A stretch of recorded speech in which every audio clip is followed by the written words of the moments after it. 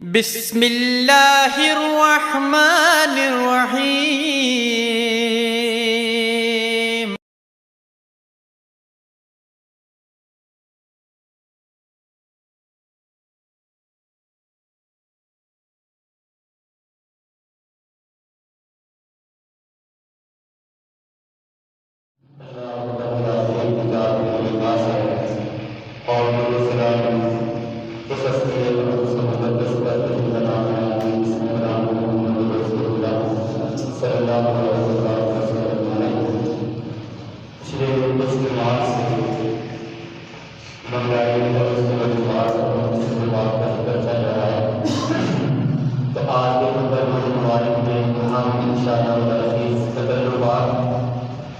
میں انسان کا بڑھنا اور اس کا الٹ سادگی کو اختیار کرنا، اس کے بارے میں گفتگو فرمائیں۔ اور اس گفتگو کی وجہ یہ ہے کہ ہم سب جانتے ہیں کہ مہنگائی کی ایک بنیادی وجہ ہمارے تکلفات ہیں۔ آپ دنیا کا کوئی بھی شعبہ دیکھ لیں، میں اور آپ کسی نہ کسی قسم کے تکلف میں ضرور ہمارا واسطہ ہم اس طرح میں برابر ہیں۔ چاہے ہم اپنی شادی بیاہ کو دیکھ لیں، اپنے گھر میں رہنا سہنا دیکھ لیں، اپنا کھانا دیکھ لیں، اپنا لباس دیکھ لیں، اپنا بناؤ سرگار دیکھ لیں، کسی قسم کا اپنے بچوں کے لیے جو شادی کا اس کو دیکھ لیں۔ سستے میں بھی گزارا ہو سکتا ہوتا ہے اور بندہ اس سے اپنے پیسے بچا سکتا ہے،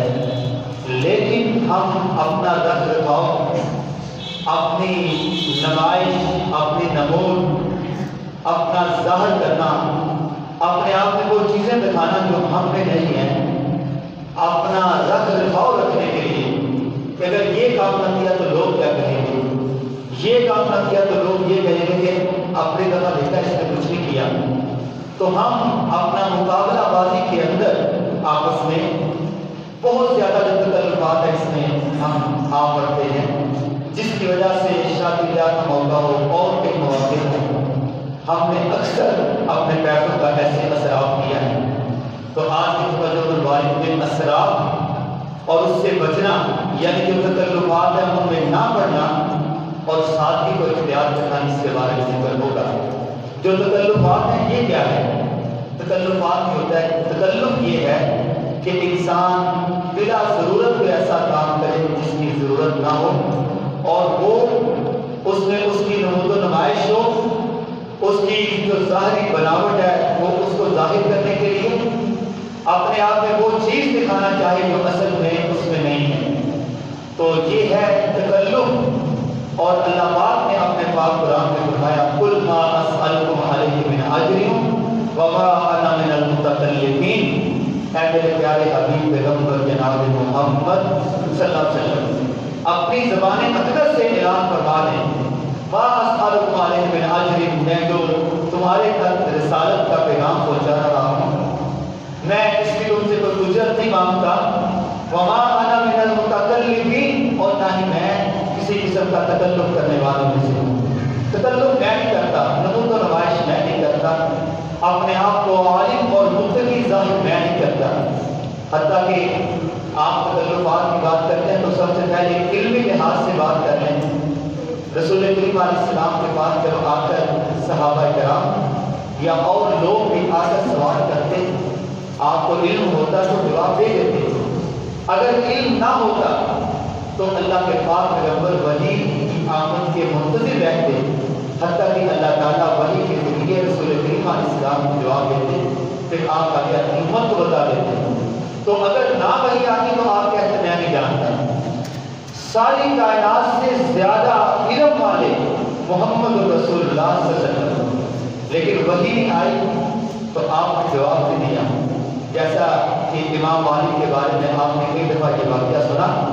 کہ ایک صاحب دور دراز سے اپنا سفر کر کے آئے اور آ کر 3 سوال کیے۔ ایک سوال کیا، فرمایا لا عالم، میں نہیں جانتا، پھر میں نہیں جانتا، اللہ عالم، اللہ بہتر جانتا ہے۔ اس نے کہا آپ کا تو بڑا میں نام سنا تھا امام مالک، تو آپ کے پاس آیا ہوں اتنے دور سے، تو آپ کو کسی سوال کا جواب نہیں آیا۔ تو کہا جا کے باہر جو لوگ ہیں ان کو بتا دو کہ امام مالک کو کسی بات کا علم نہیں ہے، نہیں جانتا بھائی، تو میں جس چیز کے بارے میں نہیں جانتا میں نے نہیں بتایا، کیونکہ ایک عالم دین جب کوئی بات کر رہا ہوتا ہے تو وہ گویا اللہ کی طرف سے وہ بات بتا رہا ہوتا ہے، وہ اللہ کا ایک یعنی نمائندہ بن کر اس زمین پر اللہ کا پیغام پہنچا رہا ہوتا ہے کہ اللہ نے اس مسئلے کے بارے میں یوں فرمایا ہے۔ تو جب مجھے نہیں پتا میں نہیں بتاؤں گا، تو علم کے لحاظ سے ہمارے ہاں جو غیر علمی لوگ ہیں ان میں تکلف بہت زیادہ ہے۔ ایک بندے نے مسئلہ سنا ہی نہیں، اس نے پڑھا ہی نہیں، اس کو علم ہی نہیں، لیکن اس مسئلے کے بارے میں جب بات کی جائے تو فوراً اپنی رائے کا اظہار کرتے ہیں۔ میرے بھائیوں، یہ دین اسلام میں جائز نہیں ہے۔ اللہ کے پاک پیغمبر نے فرمایا وما انا من المتکلمین، میں تکلف کرنے والوں میں سے نہیں ہوں۔ اور حضرت عمر بن خطاب رضی اللہ تعالیٰ عنہ فرماتے ہیں کہ اہل نبی میں اللہ کے پاک پیغمبر نے ہمیں جو تکلف ہے اس سے آپ نے منع فرما دیا تھا۔ نہینا عن التکلف، جو تکلف ہے اس سے ہمیں اللہ کے پاک پیغمبر نے روک دیا گیا، ہمیں اس سے آپ نے منع فرما دیا۔ اب بات ہم کر رہے تھے تکلف علمی حوالے سے۔ یہاں پر کوئی چھوٹا موٹا عالم ہو ہمارے جیسا، مسئلے کا پتہ نہیں ہوتا تو وہ ضرور اپنی رائے دینے کی کوشش کرتا ہے، یہ نہیں کہتا کہ میں کسی عالم سے پوچھ لوں، میں صاحب علم سے پوچھ کے بتا دوں، یا اس کے بارے میں میری تحقیق نہیں ہے، پوچھوں گا بتا دوں گا، علم ہوگا تو بتا دوں گا۔ بڑی یعنی کہ جلد بازی کے اندر اپنی نمود و نمائش کے لیے، اپنے آپ کو بڑا عالم ظاہر کرنے کے لیے فٹافٹ جواب دے گا سوال کا، اور ظاہر یہ کرے گا کہ میں بڑا عالم ہوں۔ اور بعض تو ایسے ہیں جیسے اپنا بناؤ سنگار، اپنے اوپر جھکا یا کوئی بہت بڑا رومال باندھ کر اور اپنی ظاہری خراش ایسی بنا کر کہ جیسے اس مسجد میں سب سے بڑا عالم ہی ہے اس علاقے میں،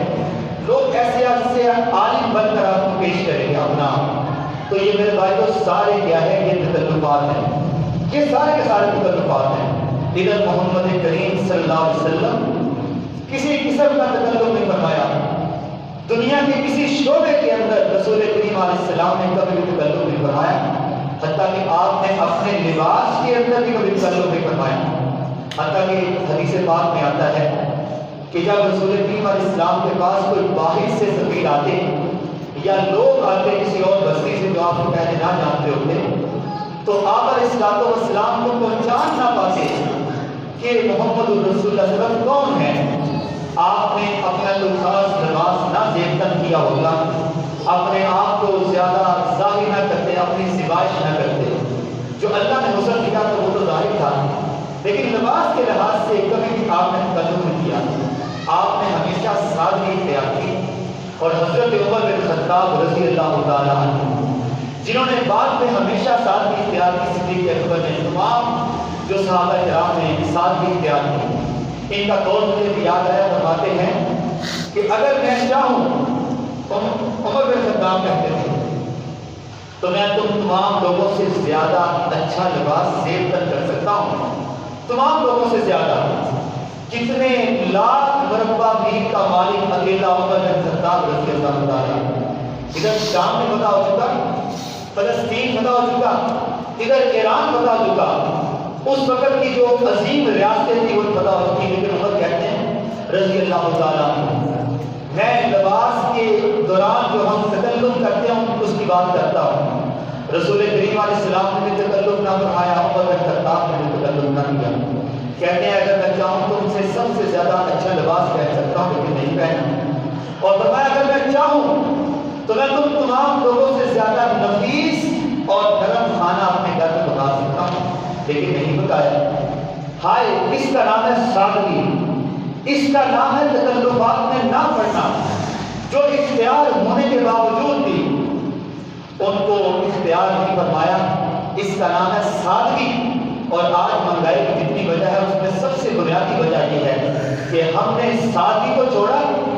اور ہم تکلفات میں پڑ گئے۔ ہم نے کہا اگر میں نے یہ کام نہ کیا، یہ چیز نہ پہنی،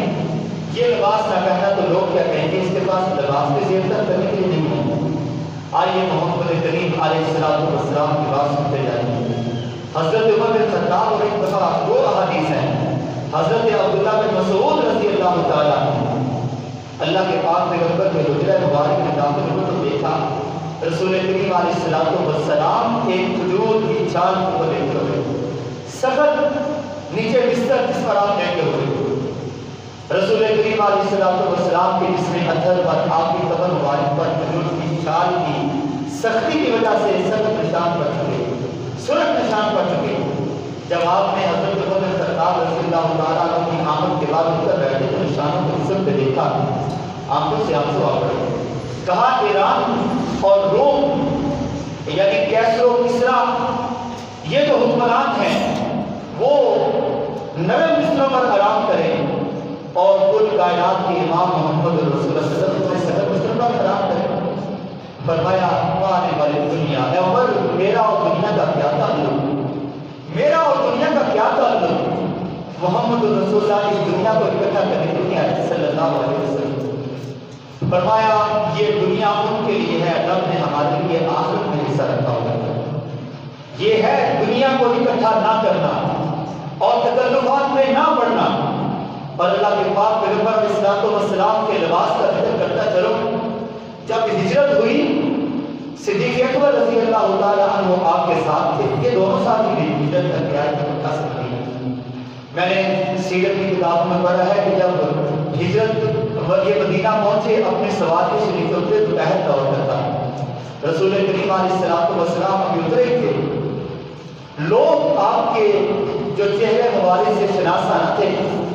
لوگوں نے سمجھا صدیق اکبر رضی اللہ تعالیٰ عنہ وہی اللہ کے رسول ہیں، نہ نام سے واقف تھے۔ آ کر لوگ ان سے ملتے، ان کو سلام کرتے، ان کے پاس آ کر بیٹھتے، حتیٰ کہ حضرت صدیق اکبر رضی اللہ تعالیٰ عنہ تھے اور رسول کریم علیہ السلام کے اوپر اپنی جو چادر تھی اس کا آپ نے اوپر کر دی تاکہ دور اللہ کے پاک پیغمبر کی جس میں اللہ کرنا ہوتا۔ تو جب جو لوگ جو انہوں نے دیکھا کہ جو خادم صدیق اکبر ہیں اور مخلوق محمد رسول اللہ بیت کے نیچے بیٹھے ہوئے ہیں، پھر انہوں نے اللہ کے پاک پیغمبر کو ملنا شروع کیا۔ یعنی آپ کا لباس اتنا سادہ تھا کہ لوگ لباس کو دیکھ کر یہ نہ سمجھ سکے کہ محمد رسول اللہ صلی اللہ علیہ وسلم، اور آپ علیہ السلام کا جتنے سفیر آتے آپ نے کبھی بھی ایسا لباس نہ پہنا ہوتا کہ وہ سفیر آ کے آپ کو پہچان دیں، بلکہ وہ اگر رسول کریم علیہ السلام کسی بھی یعنی مجلس کے اندر بیٹھتے تو آپ یعنی جہاں بھی جگہ ملتی وہاں بیٹھ جاتے، یہ نہ ہوتا کہ میں نے وہاں جا کے بیٹھنا، جہاں جگہ ملتی وہاں بیٹھ جاتے۔ ہائے ہائے کتنی سادگی رسول کریم علیہ السلام دیتا ہے، اور یہی سادگی آگے صحابہ کرام تک بھی ایسے منتقل ہوتی چلی گئی۔ یہی وجہ ہے کہ مدینہ کے اندر کوئی بھی گھر جو پہلے سارا مدینہ غریب تھا تقریباً، جب عمر بن خطاب رضی اللہ تعالیٰ عنہ کا دور آیا مدینہ میں ایک بھی غریب باقی نہ بچا تھا۔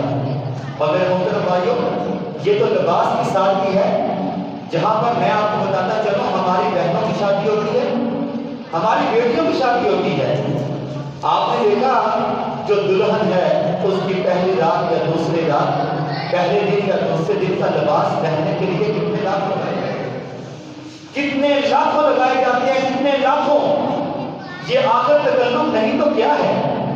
ذرا میں اور آپ اپنے ضمیر کو جھنجھوڑیں، رب جب کر کے آپ کو میرا گریبان پکڑ کے مجھے جھنجھوڑ کے پوچھے گا اے میرے بندے میں تجھے مال دیا تو نے حلال نہیں کیسے کمایا؟ ٹھیک ہے، جب اللہ پوچھے گا کہ من این اکتسب تو نے وہ مال کہاں سے کمایا؟ میں کہوں گا اللہ حلال کمایا۔ لیکن اگر بعد میں اللہ پوچھے وفیما انفقہ تو نے کس مقام پہ خرچ کیا، تو کئی لاکھ وہ لباس جو دلہن نے صرف ایک دن پہننا ہے بعد میں اس میں پہنے وہ لباس پر کئی یعنی کہ لاکھوں لگانے والے رب کے آگے کیا جواب دے گا؟ اللہ حلال کما کے کیا میں نے ایک دن کے لیے لگا دیا؟ تو بھائی یہ تکلف ہے، تکلف یہ اسراف ہے، یہ فضول خرچی ہے، اور اس کے مقابلے میں سادگی اختیار کی جائے تو پھر ہماری قوم یہ نہ کہے اتنی مہنگائی ہوگی اتنی ہوگی۔ مہنگائی ٹھیک ہے، وہ باتیں الگ ہیں، لیکن میں اپنے طور پہ سوچوں کہ میں اگر یہ کام نہ کرتا تو میں یہ نہ روتا کہ مہنگائی ہوگی یا چیز نہیں ہوگی، یہ چیز پوری ہوگی۔ حتیٰ کہ غریب کی بیٹی کی شادی ہو نا، غریب کی بیٹی کی، تو وہ تو بیچارہ یا تو یہ انتظار کرتا رہتا ہے کہ کوئی مجھے ایسا ہی ملتے جو مجھ سے ایسی ڈیمانڈ نہ کرے، ایسے مطالبات نہ کرے، لیکن اگر کوئی ایسا نہ ملے تو بیچارہ یا تو اپنی بیٹی کا بیاہ نہیں کرتا، اس کا نکاح نہیں کرتا، اس کے جو سیاہ بال ہیں وہ سفیدی میں تبدیل ہونا شروع کر دیتے، کیونکہ وہ غریب ہے۔ اس کو اس ظالم اور سفاک معاشرے کے جو امیر لوگ ہیں انہوں نے یہ رواج دے دیا ہے کہ تیری بیٹی امیر ہوتی تو ہمارے ہاتھ پلہ ہوتا، پھر تیری بیٹی کا نکاح ہوتا۔ کاش جو پیسے والے ہیں وہ یہ سوچتے کہ میں اپنی بیٹی کا نکاح کرتے وقت اس کو ہر چیز دے رہا ہوں، اس کے ایک دن کے لیے کئی لاکھ کا اس کو لباس خرید کے دیتا ہوں، یہ یعنی تکلف کر رہا ہوں، تو میری وجہ سے جو غریب میرے اہل ارادہ ہے ان کی بیٹیوں کی شادی نہیں ہو رہی۔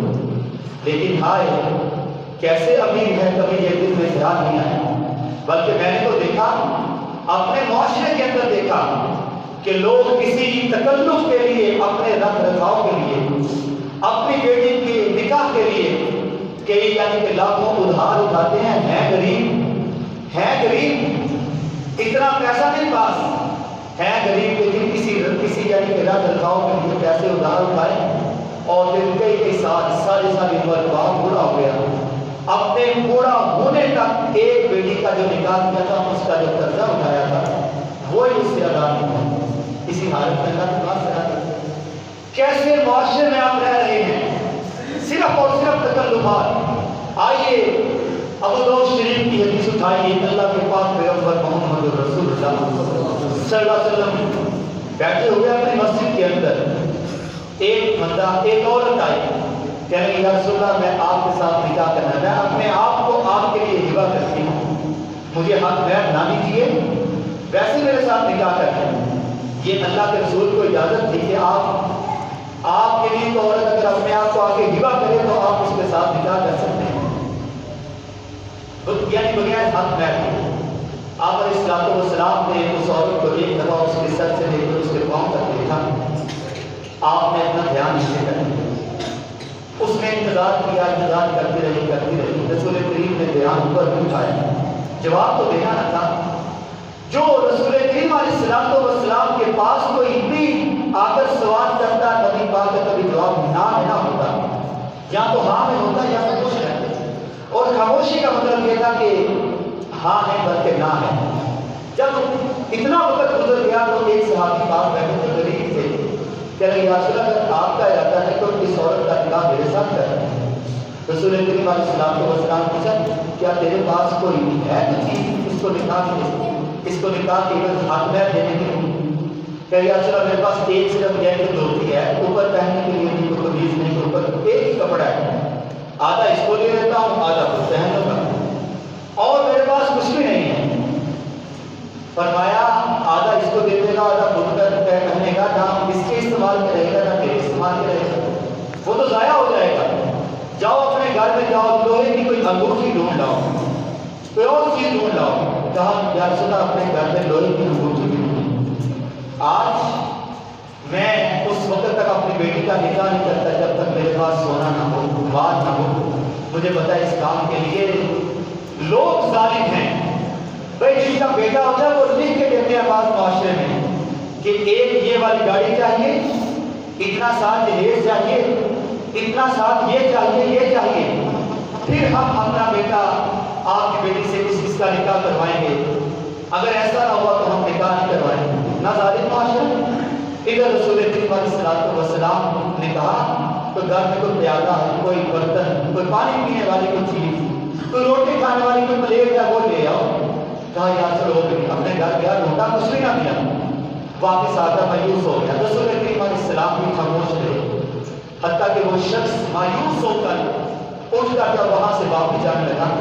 تو رسول کریم نے اس کو پاس بلایا، اپنے پاس واپس بلایا، کہا تمہیں کچھ قرآن یاد ہے؟ کہتا ہاں یا رسول اللہ فلاں فلاں صورت یاد ہے۔ فرمایا میں ان فلاں فلاں صورتوں کے عوض تمہارا نکاح اس عورت سے کرتا ہوں۔ آج کی عورت ہوتی کہتی میں اس کے ساتھ نکاح کروں جس کے پاس نہ پہننے کے لیے، نہ کھانے کے لیے، نہ رہنے کے لیے گھر ہے، نہ اس کے پاس پینے کے لیے کوئی پیالہ تک ہے، میں اس کے پاس کیوں جاؤں؟ آج ایسے حالات ہو گیا، اس سے کئی گنا اچھے حالات، اور آپ اخبارات میں پڑھتے ہیں کہ فلاں عورت نے یعنی خودکشی کرنی اس لیے کہ اس کے بچوں کے لیے یہ چیز نہ آئی، یہ والا تکلف، یہ والی عذابی چیز باپ پوری نہیں کر سکا، عورت نے خودکشی کر لی۔ بعض نے اپنے بچوں کے ساتھ ہی نہر میں کود کر چھلانگ لگا دی۔ ایسے واقعات روزمرہ زندگی میں آپ سنتے ہیں، اخبارات میں پڑھتے ہیں۔ کیا ہے؟ سادگی کو چھوڑ دیا، تکلفات کو اختیار کر لیا۔ اور محمد رسول اللہ صلی اللہ علیہ وسلم لباس بھی سادہ اور ہمارے لباس بھی اچھے ہونے کے باوجود بھی رب کی ناشکری۔ ادھر رسول کریم علیہ السلام کے بارے میں ایک حدیث پاک میں آتا ہے کہ آپ کو ایک دن ایک اچھا بسترا مل گیا، نرم بسترا، آرام کیا، نیند معمول سے زیادہ لمبی ہو گئی، رات کو اٹھ کر اس طرح رات کی ریاضت اور عبادت نہ کر سکے، تہجد اس طرح پڑھ سکے جس طرح سخت بستر کے اندر پڑھتے تھے، تو رسول کریم علیہ السلام نے فرمایا یہ بستر اٹھا دو، اس کی وجہ سے میری رات کی عبادت کا وقت کم ہو گیا ہے، اس کی وجہ سے میری رات کی عبادت کا وقت کم ہو گیا ہے۔ یعنی آج اس سے زیادہ کہیں ہمارے پاس نرم دل گداز ہے، بستر ہے، ہر چیز اس سے بہتر ہے، لیکن منہ پر نشکری ہے، ہمارے مہنگائی، ہمارے خدا۔ تو میرے محترم بھائیوں، رسول کریم علیہ السلام نے بستر کو تبدیل کر دیا اور پھر یہ سکھایا کہ یہ جو جفاکشی ہوتی ہے، جسم کی سختی ہوتی ہے، اسی سے انسان عبادت میں پختہ ہوتا ہے، اور جتنا انسان تکلفات میں پڑتا ہے، آسانیاں تلاش کرتا ہے، عبادت سے اس کی دوری ہوتی چلی جاتی ہے۔ جیسا کہ آپ معاشرے میں دیکھتے ہیں، اذانیں ہو چکی ہیں، نماز بھی ہو چکی ہے، اور لوگوں کا بستر اتنا نرم، اتنا گرم، اس کا دل نہیں کرتا نا بستر کو چھوڑ دو۔ وجہ کیا ہے؟ سہولیات ہمارے پاس زیادہ، اور انہیں تکلفات کی وجہ سے عبادت سے ہم دور ہوتے چلے جا رہے ہیں۔ اور اسی کے بارے میں شاعر نے کہا تھا، آپ مجھ کو بتاؤ کہ تقدیر امم کیا ہے، شمشیر و ثنا اول طاؤس و رباب آخر، کہ جو امتیں ہیں ان کی تقدیر یہ ہوتی ہے کہ وہ شمشیر، جو تلوار اور جو نیا ہے، جو کھنجر ہے، جو آلات جنگ ہے، ان کو اپنے پاس رکھے، اور جو مور ہے اور جو طاؤس وغیرہ جو آلات موسیقی ہیں، جو ان کو اختیار کرے تو وہ پیچھے رہ جائے، اور جو سامان حرم کو اختیار کرے گی، جو اپنے جسم کو جفاکش بنائے گی، اپنے جسم کو مضبوط تر بنائے گی، سختیاں جھیلنے والا جسم، آسانیوں کو دور پھینکنے والا، سخت چیزوں کو برداشت کرنے والا جسم، فرمایا ایسا جسم اسلام کو پسند ہے۔ اور حضرت عمر بن خطاب رضی اللہ تعالیٰ عنہ کی اسی بارے مجھے بات یاد آئی۔ ان کا قانون یہ تھا کہ میں اپنا علاقہ جو کئی لاکھوں مربع میل تک پھیل چکا ہے، جس علاقے میں بھی جو گورنر مقرر کروں گا اس پر 3 شرائط اس پر لگاؤں گا کہ اگر وہ یہ 3 کام کرے گا تو پھر ٹھیک ہے، اگر 3 اوصاف کا حامل ہو۔ پہلا یہ کہ جو روٹی کھائے گا وہ اس آٹے کی کھائے گا جس کو یعنی چھانا نہ کیا ہو، غیر صاف شدہ آٹا۔ یہاں پر ایسے کرتے نا، اس زمانے میں جو ہوتی تھا چکی، اس پہ آٹا پیسا جاتا تھا، اور جو بزرگ ہیں ان کو یاد ہے کہ جو آٹا چکی پیسا جاتا ہے اس میں کچھ آٹا صحیح باریک ہوتا ہے اور کچھ آٹا کیا ہوتا ہے موٹا۔ انہوں نے کہا تھا کہ آٹا بغیر چھانے موٹا باریک مکس کر کے روٹی کھائے تاکہ یہ اندر کے تکلفات میں نہ بٹے، اندر کے تکلفات نہ رہے، پیٹ کا اس کا کوئی تعلق نہ ہو، پیٹ میں اس کی سختی ہو، جو چیز آئے وہی بس کھائے، اللہ کا شکر کرے۔ اور دوسرا فرمایا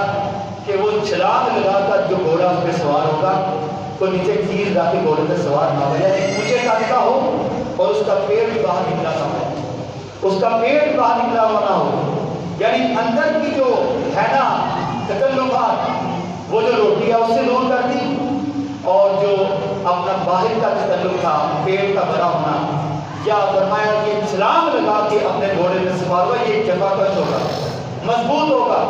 اور تیسرا فرمایا چاہے گرمی ہو یا سردی ہو، یہ لباس پہنے گا تو موٹا لباس پہنے گا، پورے جسم کی ہی سارے تکلفات کو دور کر دیں۔ آج میں اور آپ سب سے بہترین لباس پہننے والے جا کر بازار میں جا کے دیکھتے ہیں، اپنا لباس تو سب سے بہتر چناؤ کرتے ہیں، لیکن اتنی ہی زیادہ رب کے دین سے نادوری، دور سے دور ہوتے چلے جا رہے ہیں۔ اور یہی وجہ ہے کہ ہمارے جسم بھی کمزور اور ہمارا ایمان بھی کمزور۔ اور صلاح الدین ایوبی رحمہ اللہ تعالی، جنہوں نے حضرت عمر بن خطاب رضی اللہ تعالی عنہ کے بعد دوسری دفعہ جب مسلمانوں نے فلسطین کو فتح کیا تھا، تو آپ کو پتہ ہے کہ صلاح الدین ایوبی کیا کرتے تھے رحمہ اللہ تعالی؟ اگر کوئی کفار کا لشکر آتا، بہت بڑا لشکر ہوتا، انہوں نے اپنے خیمے لگائے ہوتے، اپنا ایک میدان چنا ہوتا، یہ ان پر حملہ کرتے اس انداز سے کہ ہم بہت کمزور ہیں، ہم مسلمان بہت کیا ہیں، کمزور ہیں۔ وہ اپنے اڈے چھوڑتے، اپنے خیمے نصب چھوڑتے، مسلمانوں کا پیچھا کرتے، یہ حملہ کر کے یعنی اپنا پیچھے کو پلٹتے، جیسے مسلمان اپنا میدان جنگ چھوڑ کے بھاگ رہے ہیں، وہ پیچھے آتے، وہ ان کا پیچھا کرتے، یہ ان کو لیتے لیتے ایک اپنا کھلے صحرائی میدان میں لے آتے۔ کھلے صحرا میں جہاں پہ نیچے دن کے وقت ریت ہوتی تپتی، اوپر سے سورج آگ برسا رہا ہوتا، مسلمان ہوتے سکڑ قسم کے، یہ اللہ کے فضل سے میدان جہاد میں کافروں کا ڈٹ کے مقابلہ کرتے ہیں، اور ادھر کفار ہوتے یعنی کمزور قسم کے، وہ جب میدان میں آتے صحرا کے اندر مسلمانوں کا مقابلہ کرتے ہیں۔ تو اس طرح حضرت صلاح الدین ایوبی رحمہ اللہ تعالی کفار کو پہلے میدان میں لے کر آتے، پھر ان سے مقابلہ کرتے ہیں۔ اور حضرت عمر بن خطاب رضی اللہ تعالیٰ عنہ کی سیرت کی باتیں تو بے شمار ہیں۔ اس حوالے سے ایک دن ان کے لباس کی بات کر رہے ہیں، ان کی بیٹی حضرت حفصہ رضی اللہ تعالیٰ عنہ، ہماری اماں جان ہے، رسول پاک کی بیٹی ہیں، تو ام المؤمنین ہیں، کہتی ہیں میں نے ایک دن اپنے بابا عمر بن خطاب سے کہا، اے امیر المؤمنین، آپ اگر چاہیں تو اس سے بڑا اچھا لباس پہن سکتے ہیں، اور اگر آپ چاہیں تو اس سے بڑا اچھا جو کھانا آپ کھا سکتے ہیں، تو کیوں آپ اتنا سخت لباس پہن رکھتے ہیں؟ اور آپ کو پتہ ہے حضرت عمر بن خطاب رضی اللہ تعالیٰ عنہ نے ایک دفعہ لباس پہنا ہوا تھا، یعنی کہ نیا جوڑا، تو ایک بندے نے اپنا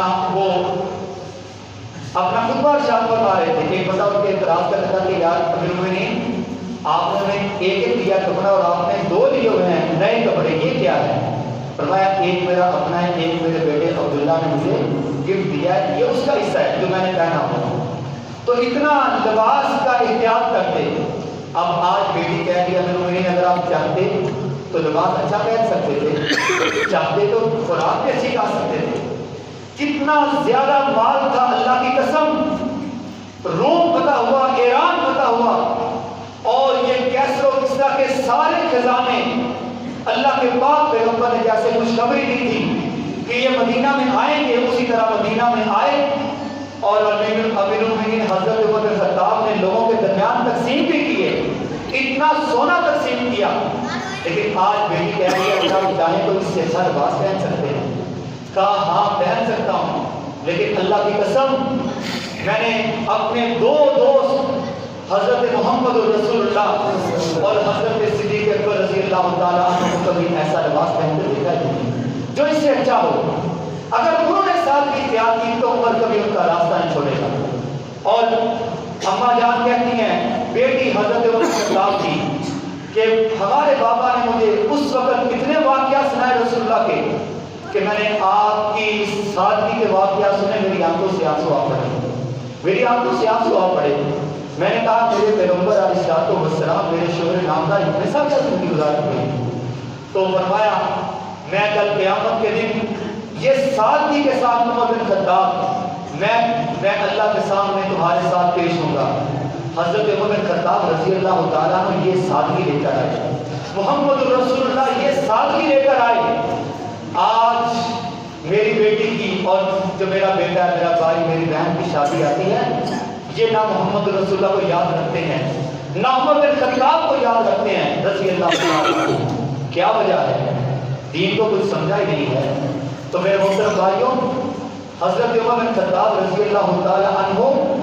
مال اور اسباب ہونے کے باوجود بھی اختیاری سادگی کے اندر اپنی زندگی ساری یعنی صرف کرتے ہیں۔ اور اللہ کے پاک پیغمبر علیہ السلام کی وفات کے بعد جب دوسری دفعہ یہ اپنا پہلی دفعہ جب فلسطین فتح ہوا تو فلسطین کا جو وہاں صلیبی حکمران تھا وہ کہنے لگا کہ تم اپنے جو امیر ہے نا، جو تمہارا امیر ہے عمر بن خطاب، اس کو بلاؤ۔ تو ابو عبیدہ بن جراح رضی اللہ تعالیٰ عنہ اس وقت سپہ سالار تھے فلسطین میں، انہوں نے کہا ٹھیک ہے ہم بلا لیتے ہیں۔ کہا ان کو بلا لو، ہم خود ہی فلسطین تمہارے والے چاہتے ہیں، ہماری جنگ نہیں ہوگی۔ تو حضرت عمر بن خطاب رضی اللہ تعالیٰ عنہ یہاں شہر مدینہ سے چلے اور شام گزار کے آگے فلسطین پہنچنا تھا۔ صرف ایک غلام ساتھ لیا اور ایک ہی اونٹ ساتھ لیا، سواری بھی ایک لی، غلام بھی ایک ساتھ لیا۔ چاہتے تو اپنا پورا لشکر ساتھ لے کر 2 اونٹ لے کے جا سکتے تھے، ہزاروں اونٹ ساتھ لے کے جا سکتے تھے، لیکن ساتھ ہی اختیار فرمایا ایک اونٹ لے کر جائیں گے، اسی پر اپنا سارا پلان باندھا، سارا سامان رکھتے سفر وہاں باندھا، روانہ ہو گئے اور آدھا ٹائم خود سوار ہوتے، آدھا ٹائم جو ہے وہ غلام کو اس اونٹ پر سوار کرتے۔ جب فلسطین قریب آیا تو جو غلام تھا اس کی باری تھی اوپر بیٹھنے کی اور حضرت عمر خطاب کی باری تھی نیچے، یعنی پیدل چلنے۔ راستہ بھی خراب تھا، اس رات بارش ہوئی تھی۔ جب فلسطین کے قریب پہنچے تو حضرت عمر خطاب نے سارا جوتا ہی جو وہاں پہ کیچڑ تھا نا، کیچڑ مٹی وغیرہ گیلی مٹی، اس کے ساتھ سارا خراب ہو گیا۔ ایک ہاتھ میں امیر المومنین میں کئی لاکھوں مربع میل کا مالک عمر بن خطاب رضی اللہ تعالیٰ، ایک ہاتھ میں اپنا جوتا اٹھایا ہوا اور غلام اوپر بیٹھا ہوا اور دوسرے ہاتھ میں اونٹ کی مہار تھامی ہوئی، آگے چل رہے ہیں بیٹھے۔ غلام کہنے لگا کہ اب فلسطین آ گیا، ٹھیک ہے میری باری ہے، لیکن آپ اونٹ پہ سوار ہو جائے، وہ لوگ کیا کہیں گے؟ فرمایا نہیں تمہاری باری ہے، تم سوار ہو۔ آگے حضرت ابو عبیدہ بن جراح رضی اللہ تعالیٰ عنہ امیر المومنین کا یعنی ان کا استقبال کر رہے ہیں۔ آئے تو دیکھا کہ اکیلے آگے، ساتھ ایک غلام کا غلام اوپر سوار ہے۔ کہا امیر المومنین اپنا لباس تبدیل کر لیجیے، انہوں نے آپ کی آمد کے لیے وہاں بڑا اہتمام کیا ہوا ہے۔ فرمایا ابو عبیدہ تمہارے منہ سے یہ بات اچھی نہیں لگی مجھے، اللہ کی قسم اسلام کی آمد سے پہلے ہم ذلیل تھے، خوار تھے، اس اسلام کی آمد کے بعد اللہ نے ہمیں عزت عطا فرمائی ہے، اور تم اسی اسلام کی سادگی کو چھوڑ کر آج مجھے لباس دے رہے ہو تاکہ میں کفار کے سامنے پیش ہوں تو اپنا لباس دکھاؤں، اپنی رعنائی دکھاؤں، اپنی زیبائش دکھاؤں۔ اپنے ہاتھ میں جوتا اٹھایا ہوا، وہی لباس پہنا ہوا۔ جا کر گئے تو انہوں نے دیکھا کہ عمر بن خطاب رسالت پہ آ رہے ہیں۔ انہوں نے کہا ہاں ہم نے اپنی کتابوں میں ایسے ہی پایا تھا کہ جو لوگ مدینہ کو، اس شہر فلسطین کو فتح کرے گا وہ سادہ ہوگا، وہ تکلفات میں پڑنے والا نہیں ہوگا۔ تو میرے محترم بھائیو، تکلفات اور سادگی دونوں ایک دوسرے کا الٹ ہیں۔ میں انشاءاللہ آئندہ آنے والے خطبات کے اندر 1 یا 2 خطبہ کے اندر سادگی کی اہمیت اور اسی بارے میں اور واقعات انشاءاللہ آپ کے گوش گزار کروں گا۔ اللہ سے دعا کریں اللہ جتنا سنا اور سمجھا ہمیں اس پر بنوان عمل پیرا ہونے کی توفیق عطا فرمائے۔ اللہ ہمیں ایسا نہ بنائے کہ جو ادھر سے آ کر بات سنیں جیسے حضرت موسیٰ علیہ السلام قوم بنی اسرائیل سمینا و عصینا سن لیا اور گھر جا کر اس کی کیا کی نافرمانی۔ ایسی قوم نہیں چاہیے مجھے، ایسی قوم نہیں چاہیے، ایسی جماعت نہیں چاہیے۔ بھائیو میں آپ سے یہ توقع رکھتا ہوں، امید رکھتا ہوں، جو بھائی لیٹ آئے وہ بھی سن لیں، جلدی آئے وہ بھی سن لیں، کہ علم جس کو آ جائے، علم آنے کے بعد اگر عمل نہ کرے تو گناہ بہت زیادہ ہے، وبال بہت بڑا ہے۔ تو میں سادگی کی بات کر رہا ہوں، رسول کریم علیہ السلام کے واقعات اور حضرت عمر بن خطاب کے کچھ واقعات آج آپ نے سنے ہیں، انشاءاللہ اس بارے میں مزید بیان ہوگا۔ وہاں تو